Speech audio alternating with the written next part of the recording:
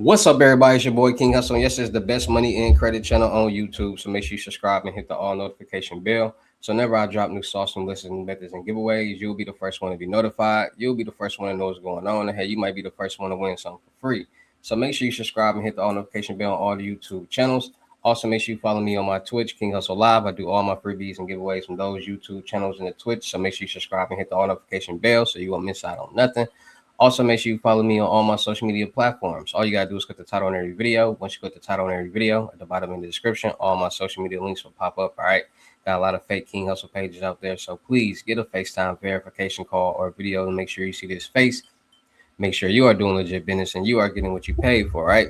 And before we get anything started, this is all educational purposes only, not telling anybody to do anything. So let's get this thing started. Hey, let's get this thing started. Hey, what to do, my real King Hustle fans, supporters, subscribers out there, my real Hustle Nation Empire family members, and we are back at it again with the gems, back at it again with the sauce, back at it again with the information that's going to turn you into a boss. So you're tired of being a zero, you ready to be a family hero? Listen up, take a seat, get your notepad and get your pen, because you already know when I drop these videos and y'all get them notifications, it's going to be some information that's going to help you win. Now, in today's video, we can talk about these new scams, new methods, new schemes that's going on in today's world, 2026, 2025. The rise of scamming has went back up, and it's been up 600 to 800%. It's a lot of people trying to do scams and methods and glitches and this and that to try to get some quick, fast cash. A lot of people are brainwashed. They've been seeing it on social media for the past 5, 6 years. People flashing hundreds and thousands of dollars, and they want to get a piece of the pie. So there are new methods out here. There are methods that have been around for ages. There are a lot of things that's going on in today's world, and wherever there's money being made, there's going to be some type of scam or fraud being committed because there is some money being made. So people figure out loopholes. People figure out different things and learn different things to be able to do these methods and glitches and things like that. So when it comes to scams and frauds and things like that, people throw out scammer. That's one thing that people throw out all the time is you're a scammer this, scammer that, scam. And people don't know the difference between a scammer, a fraudster, or a hacker, because those three things are three different people in three different situations. And that's why people are See, people lack knowledge and people don't know nothing and they believe what they think they know. Meaning that people call everybody scammers, but everybody is not a scammer, everybody is not a fraudster, and everybody is not a hacker. So let me break it down right here. Scammers are people who social engineer, trick, manipulate people into sending their own money. So that's what a scammer is. A fraudster is somebody who commits fraud, is somebody who basically goes into people's accounts, debit cards, stealing debit cards and things like that. That's fraud. Duplicate cards and checks and things like that. That's fraud because the victim did not authorize these transactions. So the difference between the two is scamming is social engineering. The scammer tricks the victim into sending their own money. A fraudster takes the victim's money without their authorization, meaning that they might get their debit card or credit card information, make duplicate cards or checks and things like that, or go into their account and take money out and do different things. So that's the difference between scamming and scammers and fraud and fraudsters. And by that information right there, banks only cover fraudulent activity, not scams. And that's where people get it mixed up at. Because scams, the victim is actually sending their own money. So you can't really do anything about that. So it's a lot of new social engineering scams, from text message scams that's been going on for a long time, spoofing, OTP bots, SIM swapping. These new social engineering scams, which are not new, but they're now becoming popular, are starting to be happening more because of new technology that's out there. These new websites that's offering bots and telegrams and different things is making it more accessible for people to get, which will allow them to commit these type of scams and frauds. So in today's video, we're gonna be analyzing and reacting and going over some of these text message scams, these spoofing scams where people act as if they're the fraud department. They send out spoof text messages like, hey, are you trying to spend $500 at Best Buy? Hey, are you trying to wire transfer $3,000? And they get this information from off the dark web. The dark web is a place of information, sensitive information that people go on and buy to be able to do different things. Sensitive information might be personal information, debit, credit card information, bank information. For instance, this right here, people go on the dark web to buy system banks databases. I mean that they can go buy a list of people who actually have a bank account with them, their information, things like that. So that person knows information about them. So when they are talking to them, they're saying certain things that will make this person believe that this is really the bank they're talking to. So with that being said, we're going to go over a situation where a woman had all her accounts wiped out and from a text message scam. And banks probably didn't cover it because it was a scam and not fraudulent activity. It's a difference. So, oops. Let me go onto the screen for y'all. You know what I'm saying? Shout out to ABC 3344 for the news article, the news clip. So let's get into it. It all started with a text message. One woman says a text message. So this is from Regis Banks. So apparently she has a Regis Bank, and it says, from Regis Bank, did you attempt to charge of $188 at Target? Comment on probably that day. Yes, it replied. She replied back, no. So, hi, it's Regis. Claim ID, blah, blah, blah. Complete your profile at blah, blah, blah. Trick. So this is real text message that Regis banks send out, but it's a spoof. It's an OTP bot that's sending this information. So it's acting as they can put any number that they want, and they put the fraud department number on the spoofer, so it number pops up and they think it's the bank. Made to look like it came from her bank cost her tens of thousands of dollars. The scammers sounded legit, had her personal information, and convinced her they were stopping fraud when in reality they were draining her accounts. Well, now she's speaking out to warn others before it happens to them. Now, first, we want to ask you, if your bank texts you, what do? You can scan the QR code on your screen to vote or... So, with these fraud text messages being so popular, what do you do when you get this text message? And they did a poll. So people call the bank directly, reply to the text message, ignore it, not sure what to do. So this is a lie because nobody clicked on reply to the text message, and nobody replied to not sure what to do. People want to act like they smart, but in real life, when you're not like thinking about it or paying attention to it, you're going to probably either respond to the text message, or some people do call the bank directly. Go to abc3340.com. Here's the I-Team's Valerie Bell with that story. It was a late Saturday evening. A simple text message popped up on Brandy Andrews' phone, appearing to come from her bank. It said, "This is Regions," and they were calling to confirm that I had made this purchase from this location, confirm it was me, yes or no. And I text back, no. I received another text that said, so all them people who said no, somebody did text back. And this is what happened. See how people be capping? Regions customer service agent will be calling you. The message included a claim number. Just 2 minutes later, her phone rang.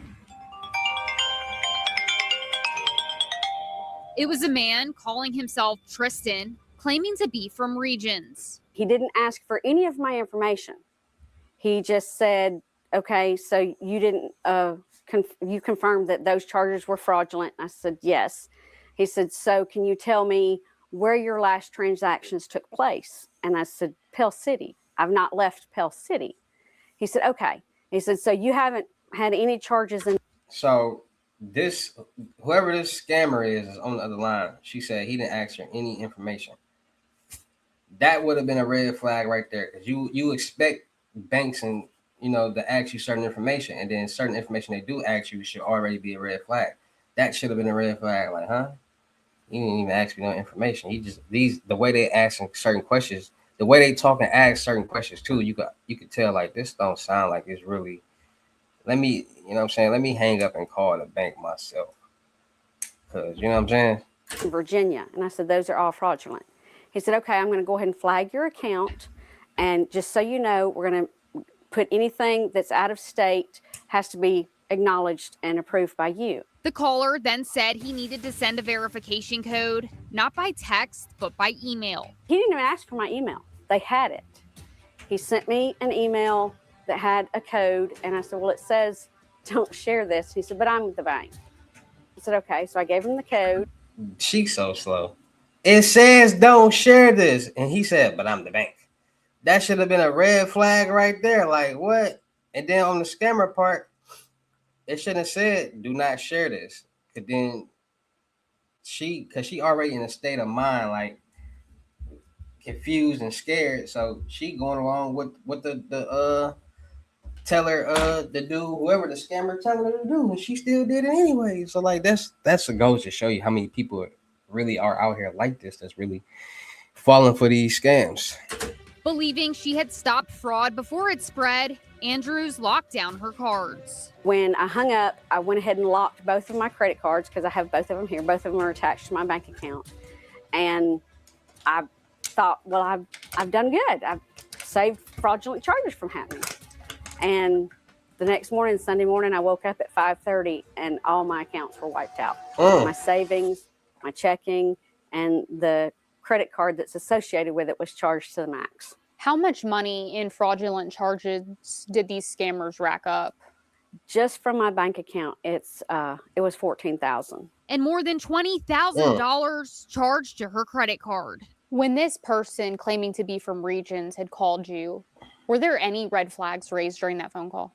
No, none. Because they didn't ask me to confirm. They didn't ask me for any information. They had all of my information. And that's what I mean by scammers, fraudsters, whoever go on the dark web and they buy system information. They had all her information already, so they already knew certain stuff. Keep trying to tell y'all don't listen. The only thing they asked me to do was confirm the code on the email. She's now working with her bank and has filed a report with the St. Clair County Sheriff's Office. See, they already had the information already. All they needed was the code. Like, all we need is that code. Like, we got everything. We got that. All we need is that code to get in, and they got the code. We reached out to Regions Bank. A spokesperson says they never want to see anyone become the victim of fraud, especially during the holidays. The bank hopes this case can help people recognize the importance of staying on guard to protect their accounts. Regions says legitimate financial institutions will never contact customers to ask for passcodes or other private information. If someone receives a call, email, or text claiming to be from a bank and requesting that kind of information, Regions advises not responding in any way. Instead, customers should immediately call their bank using a published verified phone number to report what happened. The bank also recommends updating login information as an added security measure and closely monitoring accounts for any suspicious charges. How frequent do we see these text message scams where someone's claiming to be your bank or your financial institution? Almost daily, especially right now with the holidays. The scammers know this is a season that there's a lot of urgency and stress in our lives, and they're taking advantage of that. The BBB's advice is simple. Do not respond to any links. Do not respond to the number you're given to call immediately.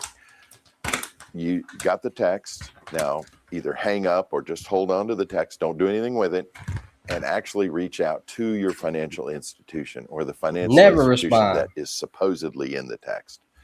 Never respond to them text messages. I don't care if it really is your bank. Never respond to it. You call your bank and you verify to make sure, because you never know.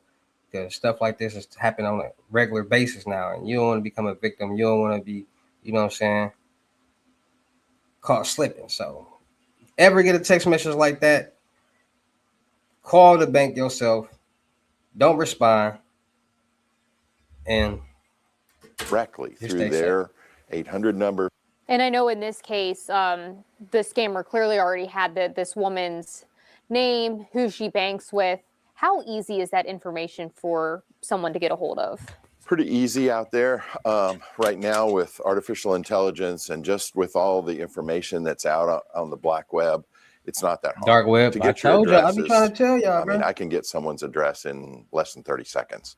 A scammer can do it faster. What's the likelihood that someone's going to get that money back? It depends on what information you, the consumer, gave to the scammers. Told you. If you've given out your security code information to the scammers, then that becomes on you. That is not the financial institution. I tried to tell y'all. And what did she do? Give out her security code. See, the banks got loopholes too, so they ain't got to pay back people their money too. So the banks be scamming too. I be trying to tell y'all, but y'all don't listen. Institutions' responsibility to protect your money if you gave them your PIN number, your account number, any of your security code numbers. Andrew says she's sharing her story to keep others from becoming victims. They're really slick, and it looks legit, sounds legit. You give me your name, you send me a claims ID number.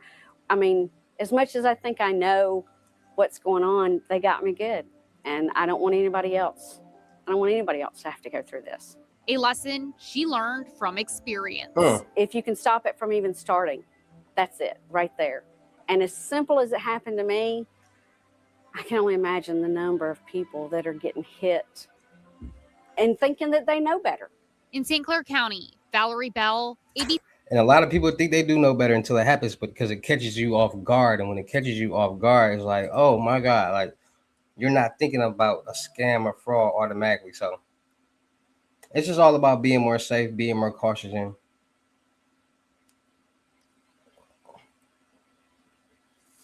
being more aware out there, because this is a crazy world that we live in, and these are real things that are happening. So like I tell you guys all the time, like they said, be safe, be cautious, be more aware out there.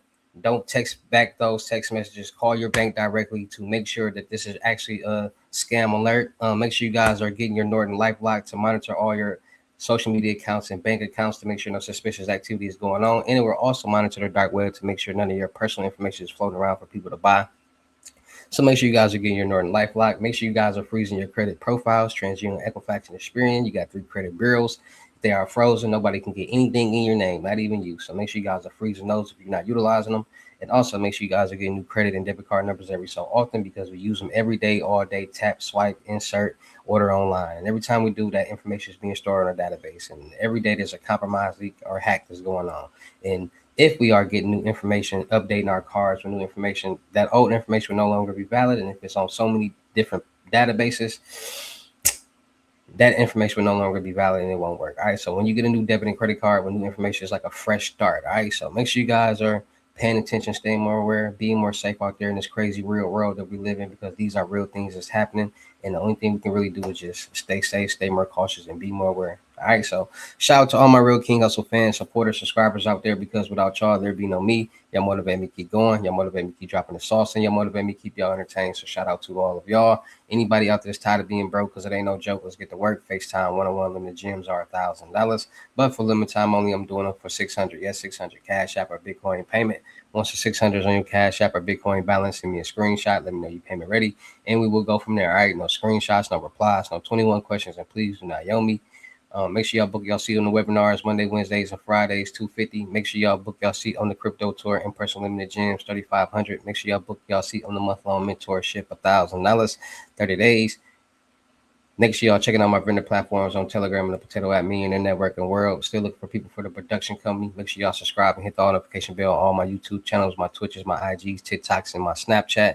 Make sure y'all checking out the crypto world, because it's changing people's lives. And make sure y'all getting in where y'all fit in with these load ups, $100 and up. Don't miss out. Cash App, Bitcoin payment. Send me the screenshots when you're ready. We can go from there. All right. And with that being said, it's your boy King Hussle. Y'all know I get down in these videos. I'll see you at the next lesson video or live. Peace.